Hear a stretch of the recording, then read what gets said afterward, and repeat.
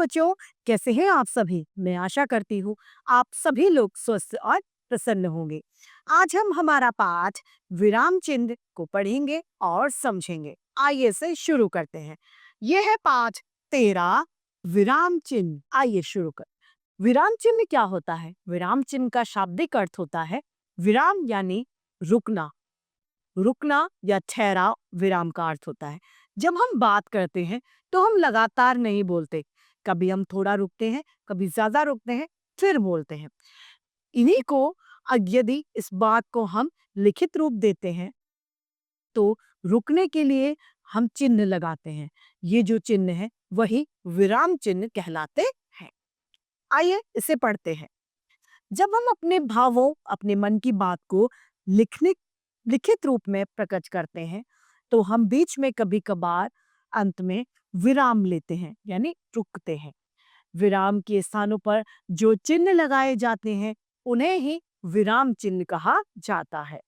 जैसे कि मयंक, तुम कहाँ जा रहे हो के पीछे चिन्ह लगाया जिसे प्रश्नवाचक चिन्ह कहते हैं। Question mark. मैं घर जा रहा हूँ, यहाँ पर पूर्ण विराम यानी खड़ी पाई का प्रयोग हुआ। यहाँ पर यह पता चल रहा है कि वाक्य यहाँ पर खत्म हो गया, समाप्त। यहाँ मयंक तुम कहाँ जा रहे हो पे प्रश्नवाचक, मैं घर जा रहा हूँ में खड़ी पाई यानी पूर्ण विराम।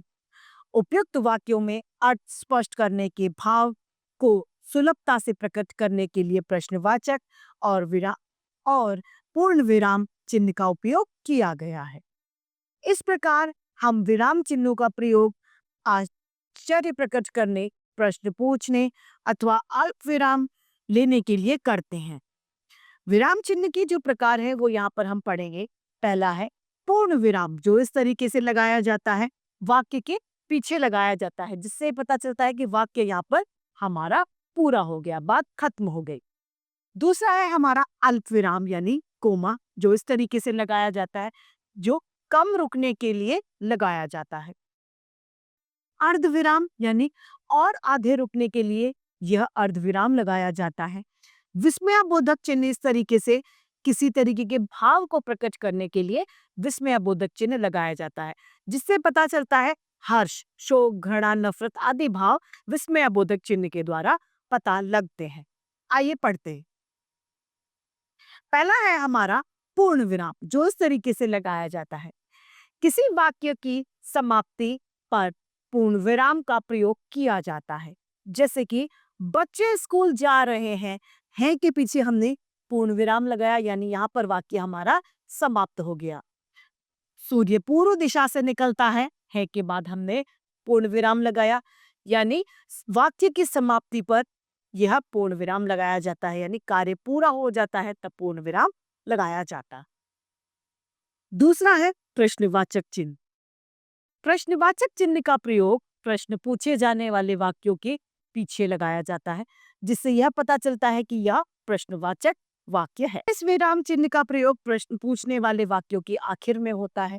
जैसे रमेश, क्या तुम कल विद्यालय जाओगे? जाओगे के पीछे प्रश्नवाचक चिन्ह है। श्याम, क्या तुमने गृह कार्य कर लिया?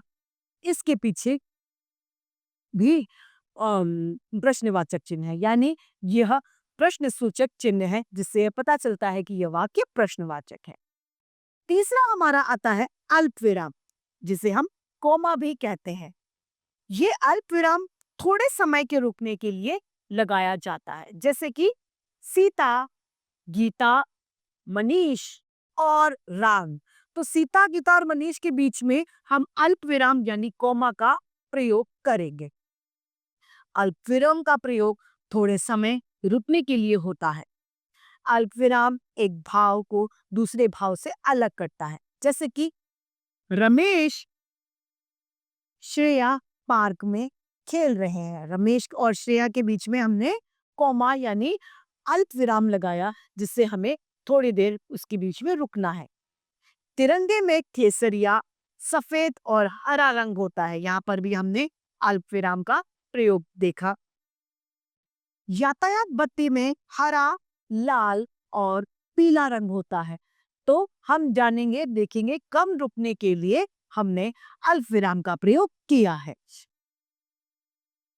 यहाँ पर रमेश, मिनी, श्रेया के नामों के बीच में अल्प विराम का प्रयोग किया गया, यानी हमें अल्प यानी थोड़ा रुकने की जगह अल्प विराम का प्रयोग किया जाता है। चौथा है विस्मय बोधक चिन्ह।